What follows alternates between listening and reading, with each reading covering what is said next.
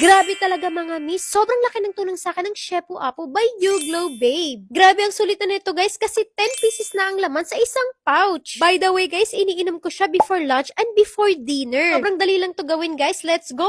After mo maglagay ng tubig guys, imimix nyo lang ang Shepu Apo sa glass. And the best part guys, mag-add kayo ng ice kasi sobrang sarap nito at ma-enjoy nyo talaga. At hindi siya lasang gamot, sobrang sarap nito guys, lasang mixed berries. Perfect na perfect siya kapag sweet tooth ka rin katulad ko. Sobrang daming benefits nito guys, let's go! It contains L-glutathione, Garcinia cambodia, at meron na rin tong L-carnitine guys. They also use stevia guys. My favorite part, it's halal certified. Kaya super safe to para sa ating mga Muslims. Alam nyo ba mga mima, 6 months ko na to iniinom. Sobrang laki talaga ng tulong nito sa akin. Kilala nyo naman ako, very choosy ako sa products. Pero ito talaga yung malaking factor na nakaka-help sa akin. Ang dami nagtatanong kung saan sila pwede mag-check out kasi takot sila sa fake products. Ito na mga mima, nilagay ko na sa yellow basket.